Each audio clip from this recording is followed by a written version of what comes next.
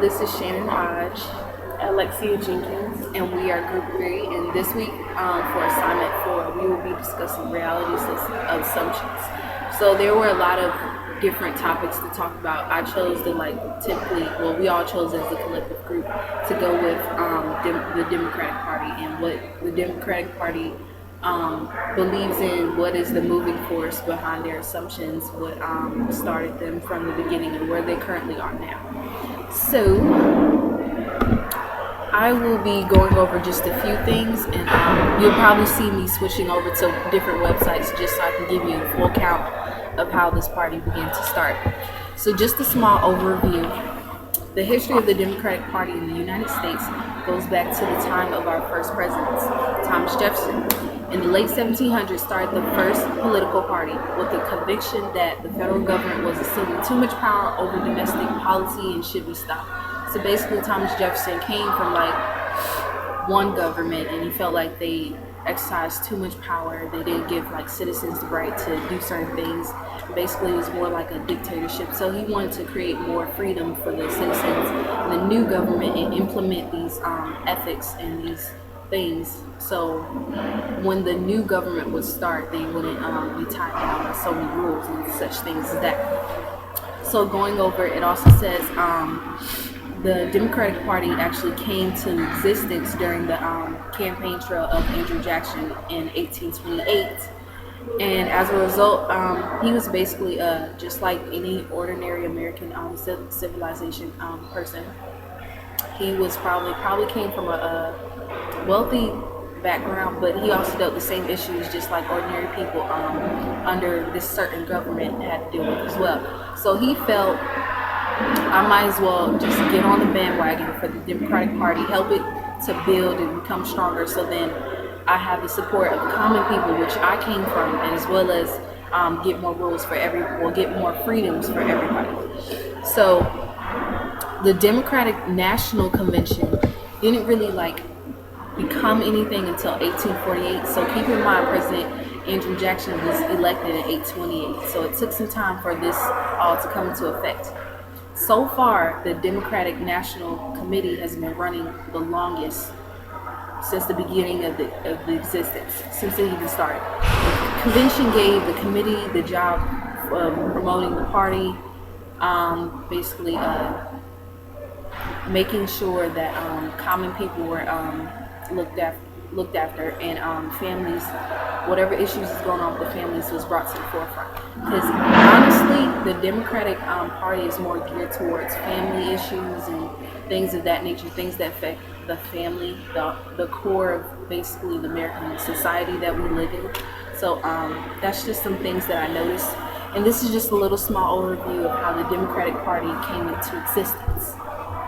Now we'll go into some of the issues that they actually support and what actually guides the Democratic Party as a whole. So I will lead it on to my co-partner, Alexis. So, upon reading the chapter, one of the first things I saw in the book was talking about reality assumptions and basically how our viewpoints are based on how we feel about reality. So, judging from a child's standpoint or another country's standpoint, they may feel like Americans have their own freedom to choose how they live as far as gender equality, marriage equality, work equality, and stuff like that. We get to choose where we get to work, how we get to dress, who we get to love. But in all actuality, the reality assumption is it's not true. So a few things that I've discussed in this paper are civil rights, crime, and of course family. And I broke it down. Civil rights more geared towards equality as far as marriage and just being able to, and all individuals as a whole. Yeah, and individuals as a whole, and to be in a domestic partnership. And I broke it down, related the same-sex couples into crime as far as hate crimes and what are police and officials doing to kind of stop that. And basically another issue was that the Democrats support is the death penalty.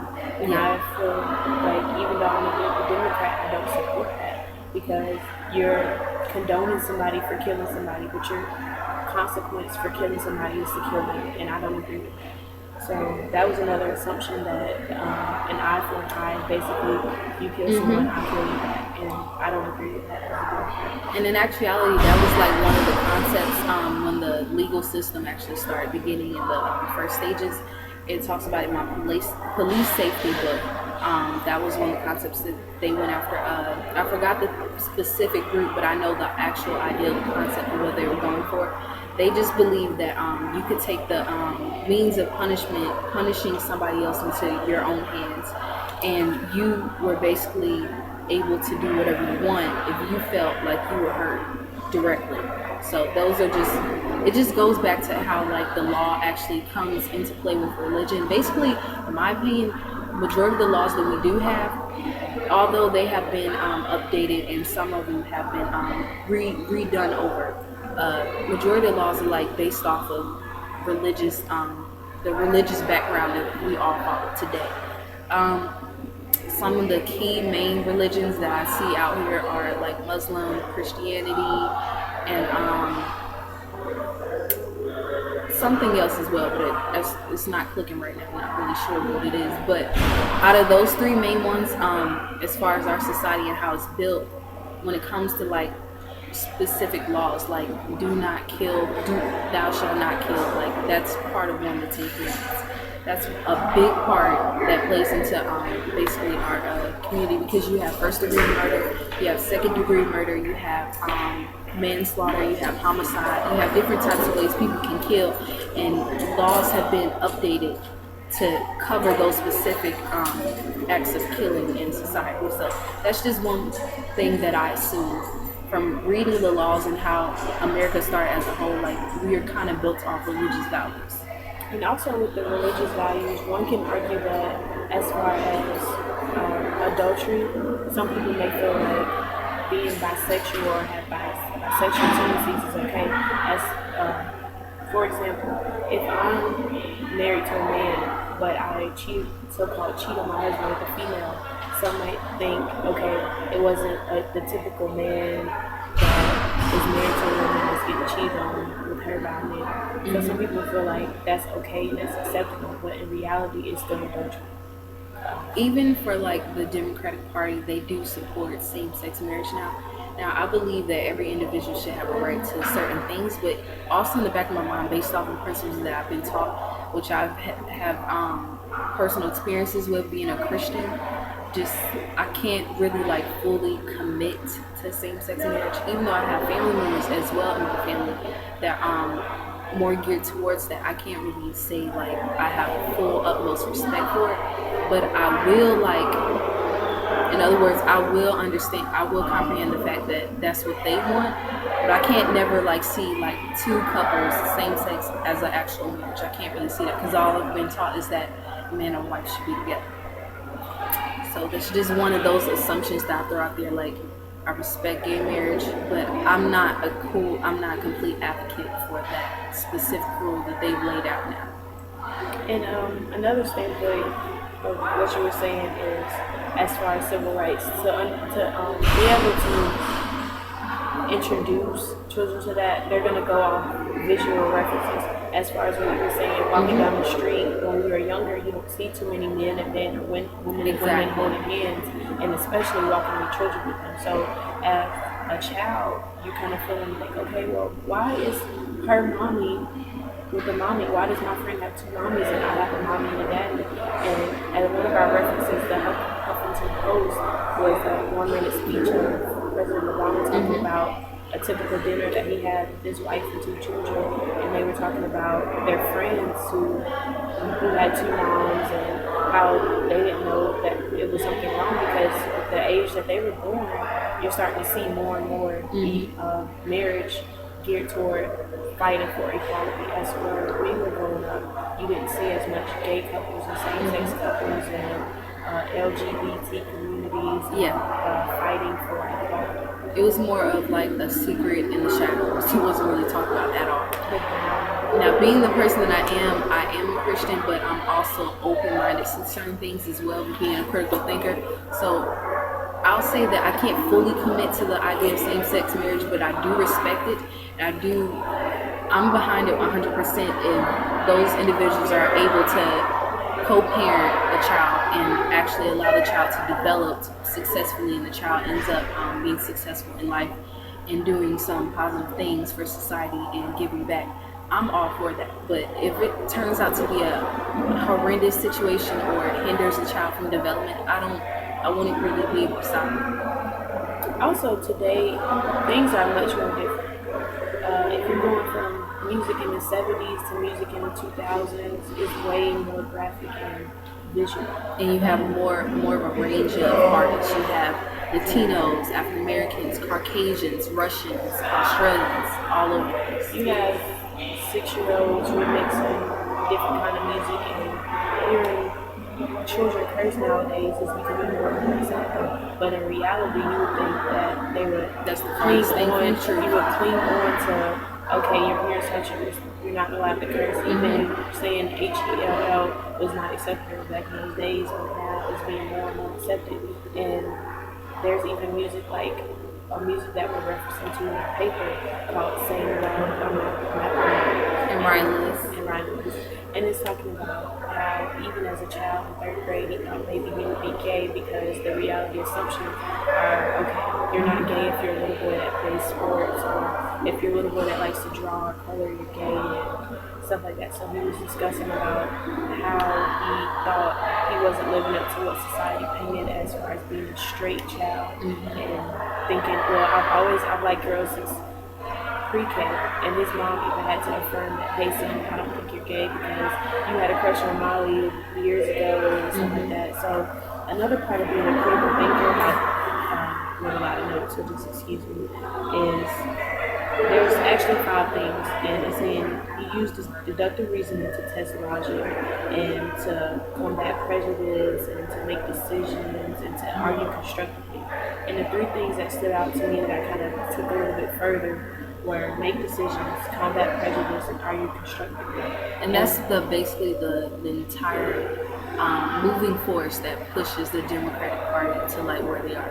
That's what keeps them evolving, because they're always thinking of, in the back of their minds, how can we gain equality for all people, all type of races? How can we help females in decisions regarding their body, Roe versus Wade, abortion issues, and basically education. How can we move the education system up rather than like hindering with bad schools still producing bad results? In part of the making decisions, I believe that the Democratic Party is big on equality, like you just said, for all, whether it's healthcare equality, marriage equality, work equality, all that. With the combat prejudice, I was just basically saying that everyone is to fit in, to feel like they belong. This is our America, and not divided like the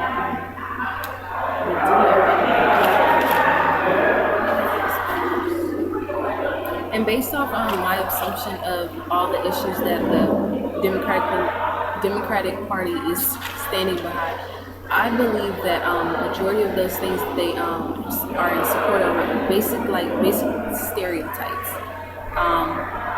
When it comes to same-sex marriage, that's based off equality, because they want all individuals to share the same rights as regular people as well. They don't want to just outcast other people, whereas that's what it used to be a long time ago, before President Obama came out openly saying that he supports same-sex marriage.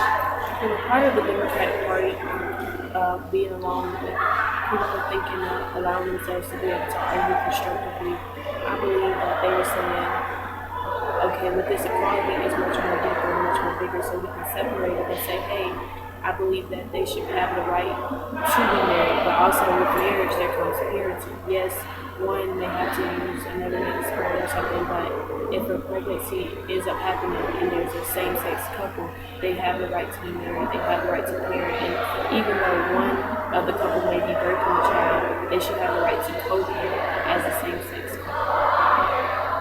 And I also, respectfully, my decision with this entire topic, we all chose to write on the Democratic Party because we all have certain ideals that we believe in that they push for. And one of those big things for me was like abortion. Although I would never do the act or complete the act of abortion, I can understand why some people in those circumstances do commit to it. But I believe in the Democratic Party because they give out safer ways, safer restrictions in order to do it and complete it. They wouldn't be behind just a faulty abortion where the child is killed, mother's killed, and then it becomes a federal crime where legal officials have to step in. I just respect the fact that they're still giving women a voice and a choice to actually make that decision rather than having the government come in and tell you what you can do with your body, which I feel is like completely wrong, and it just strips everybody of their rights by implementing that type of rule. But I completely support them because of that reason. Also, even if the abortion does come into play, they also have actual groups, organizations that can help you with the depression issues that come after abortion or things of that nature, or even like before abortion, where you still have the option of adoption or anything like that. They help you with prenatal care and situations like that leading up to the pregnancy of the birth of the child. Also, with the Democratic Party in abortion, I feel like it's a touchy topic. And It is. I even told her some of the real life examples I had. Is I had a decision to make about a year ago when I was dating someone for 3 years, and then I got pregnant, and it was a decision of, okay, what do we truly believe? You can say that the Democratic Party understands their situations behind being pregnant. There's situations like rape. There's situations of being in a relationship, and then you find out your husband's cheating on you, and you're having this baby, and you're going through tough times. They understand that, and they try to offer you different avenues and resolutions to take. And that's a kind of critical thinking, not just saying, hey, I don't support abortion because it's killing, but I understand the meanings behind wanting to maybe find other ways to get rid of it or to benefit the child's life, or maybe it's the wrong timing as far as getting raped or something like that. So I believe that's a strong point, and we chose to argue that and write about that in paper because it's not just one-sided as, oh, it's murder, but there's deeper situations behind every reason, every point that the Democratic Party makes. Because when you look at when these individuals are in these high authority positions are making these decisions, they also have to put themselves in their shoes. I don't think they do it to the full extent. I just think that they do it to actually get the law passed and what they believe is actually set in stone in concrete. But in my opinion, if I were given a situation where something horrible happened like that, I would still probably try and do adoption. I would still be in that child's life and let her know why I'm not fully committed and fully not there, but I wouldn't want to just kill a life just because a bad situation happened and this is the product of what happened, that bad combination of things. I wouldn't just want to just kill off a child and I just couldn't see myself doing that. It's just one of those things I'm just not strong on. So. And it's funny that you say that because I'm very big on ABC Family, because just like the Democratic Party, they take issues and they break it down, and they use the media and television as avenues to display it. They've displayed birth in the deaf child, being switched at birth, which comes to play in the show that I'm using as a reference. It's called Switched at Birth. And one of the situations where a guy was he had just got recently married, but right before getting married to someone who loved him in Tampa, he had a one-night stand. And the girl ended up pregnant, and she searched for him in that country and found him. So the decision was hers when she came to him. It's like, he's like, okay, I'm married now. And she's like, well, I'm pregnant now. So instead of choosing abortion, which was an option for her, it was either adoption or birthing a child and going with the emotional strain of birthing a married woman's baby. So eventually she had the baby, and went against the father's will, just asked him out, made the decision for him to take him out of the picture. And she gave her baby girl to a same-sex couple, which were 2 men. And eventually the father fought for his right to have his child back. So that implemented another father into the child's life. So she's now with 3 fathers. And eventually the father saw that the baby was more comfortable with the 2 men, which is surprising because he also had a wife. So instead of being in a reality assumption of a traditional home with a mother and a father, the baby felt more comfortable with 2 men. So we made the decision to have an open adoption to stay in the child's life, and the child ended up with 3 fathers. And that's where the show ended. So as a critical thinker, I'm going deeper, and I want to see how, as the child grows older, how will society feel about her having not one father, not two fathers, but three. And the fact that she has three fathers and no mother is very significant, because that's starting to happen more and more every day. And with that particular issue, as I previously stated before, I really have no issue with same-sex couples and them raising children up to be whatever they decide for them to be, as long as they teach them from right from wrong and teach them the basic principles to help them advance in life and create a successful future for themselves. I have no problem with it. I'm in complete support of it. And that a lot of things, when we go through the Democratic platforms and stuff like that, we broke it down into three categories: the characteristics, the stereotypes, and decisions. Yes. And those are three things, before you can say I support you, that you should look for. What are the characteristics behind the certain platforms? Oh, I'm supporting education because the characteristics is there's not a high graduation rate. Exactly. Making the decision to, okay, it's not a high graduation rate, but how are we as a party going to find ways to benefit all, not just people who say I'm on this side, but people who want to know, hey, I just want education, that's my issue, that's what I'm sticking to. And one of the sources I previously stated, Huffington Post, President Obama said he went to campuses and talked to some college Republicans, and they said, hey, we hate your foreign policy, but we love your standpoint on equality, and we feel like you're comfortable with endorsing same-sex couples. And that brings me down to this question I asked my group member. I said, how many presidents have you heard openly say, I support same-sex couples, I'm an advocate for it, and this is what I'm going to do to get rid of federal marriage bans? So that was a question that we're still looking to answer.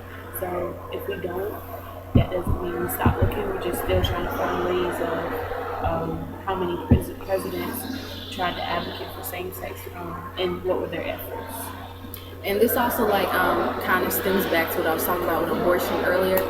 Democratic assumptions are geared towards the safe and legal abortion, even if the individual lacks the ability to pay for the actual operation.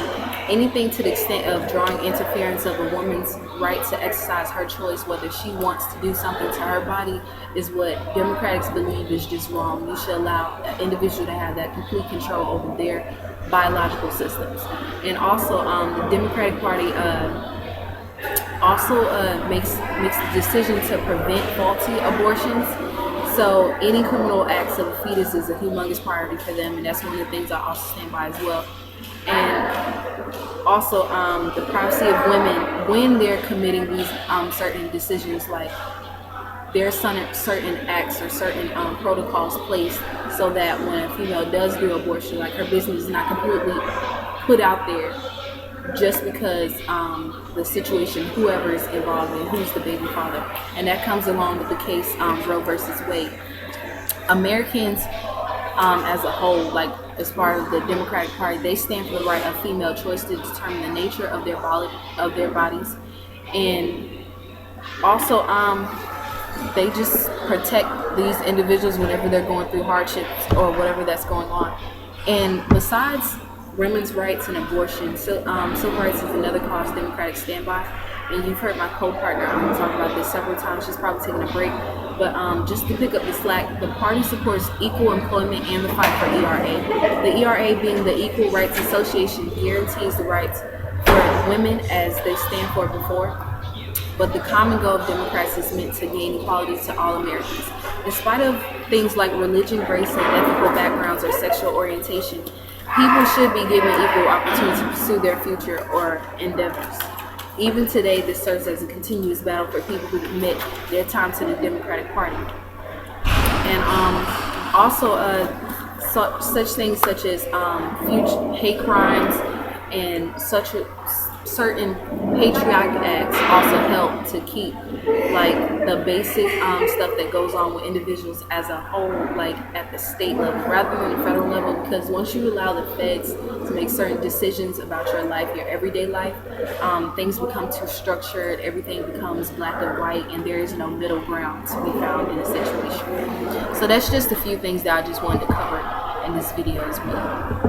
Also, we want to play the song that we keep playing so you can kind of understand what we're coming from. So when you play this video back, we hope you can understand what he's saying. For right now, just for time purposes, we'll probably like read off a couple of the lines, but not like really play the entire song. But if you choose to do so, that's fine with me. Let me see. Can you play it louder? Okay. Let me see. So basically in the first line of the song, you get just input. He's saying, when I was in 3rd grade, I thought I was gay, but my mom reminded me that I played Little League. I was good at certain things like that, so technically I'm not really gay. And given in this situation with this particular hip-hop artist, I noticed that with this genre of music, people are becoming more radical and making an actual position on what they believe in. So these are just some things that he talks about. I told my mom, tears rushing down my face. She's like, man, you've loved girls since before pre-K. Yeah, I guess she had a point, didn't she? Bunch of stereotypes all in my head. I remember doing the math, like, yeah, I'm good at Little League. A preconceived idea of what it all meant. But those that like the same sex have the characteristics. The right-wing conservatives that get to decision. And you can be cured with some treatment and religion. Man-made rewiring of a predisposition playing God. Oh, nah, here we go. America the brave still fears what we don't know. God loves all his children. It's somehow forgotten, but we paraphrase a book written 3,500 Right there, years you can ago. like kind of pause it. I don't know. And this also goes back to what we were saying, like basic laws were actually founded on religious views and stuff. And what he's saying, like what he noticed with how certain laws are taken into effect and how people actually think critically about it and actually decide whether they will become the actual law we follow. They look at it as rather a decision and not as an actual situation that everyday life people have to deal with on a daily basis. They're not thinking it from the perspective, emotional perspective of how these individuals encounter these situations and how it affects them directly, whether in a negative or a positive way. So that's just another way, kind of like the government, when they're making these laws, they kind of X out the common people that deal with these situations all the time. And it's another way of them playing God in my mind. Honestly, that's what I get from it. Those are my assumptions. And basically, as far as civil rights and equality, who are you to tell someone, who are we as Americans to tell someone that you have the characteristics of being gay or lesbian? Because you don't show masculinity. Exactly. Or you don't betray this hard exterior, you're a crier, stuff like that. But you got to understand, like, these stereotypes cannot be like our basic ways of following, our basic guidelines for following the law. These can't be the only reasons why laws are made, because that's what it seems like every time they make a law. That's what's going into the decision. It's just some facts. They're not like taking account of how it affects everybody. It's just few details. What will happen in the future if we make this decision? Let's make the decision. That's what usually happens in these processes. And a few other things that I was basically saying, that the role of media, as far as songs and television, is heavy in our community. Mm-hmm. And basically, when rappers and stuff like that, you know, feel like, oh, you're at a party and you dance with a girl as a guy, that's expected. Oh, you're supposed to go get the girl. But as far as girls, you can go to a party and dance with your friends and not Exactly. be seen as gay. So the different stereotypes are based off of gender. Mm-hmm. So not just equality for same-sex couples, but equality for gender roles. Mm-hmm. And that's one of the main issues. And I feel like the Democratic Party platforms, they have no gender. They're for everyone. And they're saying, okay, well, they're not saying, okay, well, more guys are graduating faster or slower than girls. No, they're saying based off the average of men and women, young boys and young girls, this is what we see. This is what we're going to do to help it. We're going to make these decisions and make these platforms and follow through with these rules to make sure that everyone has the same equal rights. And this just like completely confirms my position on Democratic Party. I'm a open-minded Democratic. I'm not set in stone on certain things. Like, I do appreciate the fact that they have the Roe versus Wade decision in effect, and that women do have the ability to make choices over their bodies, whether it be abortion or not to do abortion at all. Also respect the fact that they like to help out in the education system. They like to kind of knock off the terrible schools that aren't doing well and implement the better ones, put more funding to the good schools so students can go there and become successful graduates in whatever school they go to. I respect that, and I'm also in support of their ideals, such as basic civil rights. They completely are behind police not having police having zero tolerance for racial profiling. Even though it happens a lot in the criminal justice system, I do understand why they are behind it, and they feel as if it's wrong, and police officers shouldn't do that when it comes to certain cases. And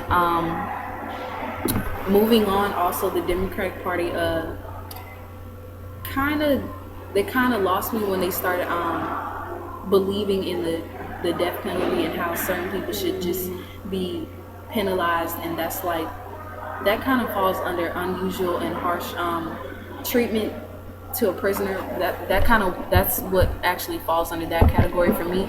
I just believe that that's like kind of like playing God. You decide whether the person's gonna die or not. I feel like that rule should kind of be taken out, because we shouldn't kind of have those type of responsibilities to determine whether somebody should die. I feel like the harshest punishment that you should give a person is allow them to be in jail for a long, extensive amount of time, rather than giving them the needle or allowing them to be fried to death. I just don't feel like that's the proper way to go about things in our society, especially our criminal justice society. And also in this society, most of the discrimination, the stereotypes, our generation, and it's just a repeated cycle. So the Democrats today, the current Democrats, they're trying to stir it away from prejudice and stuff like that, and stereotypes, so that the future presidents and the future governors and the future senators and the future congressmen and even local police officers don't have any problems with racial profiling. Mm-hmm. They just see, okay, you're disrupting the community, you're disrespectful, and you're not following the law. So that's what the current Democrats are working on, just the separation of generational stereotypes. And now to basically finish up with our entire video, I'm going to give you just a few sources that I use within the essay and also in this video as well. One of those sources is a website, and it was titled "On the Issues, Every Political Leader on Every Issue." Another website that I use is Our Party on the Issue, which is the exact website for the Democratic organization. It talks about how they began and how they started. And lastly, I use the All Things Democrat, which talks about their beliefs, their basic ideals and principles, and how they have developed over the years, basically. So those are my three sources, and I will also list it in a Word document to your email as well. Anything else? That's it. That concludes my section of the video. And this concludes mine, and we will probably send you the sources from this video that we all use within the essay as well. You should expect to see the video on the 6th as well. Thank you for your time and for listening.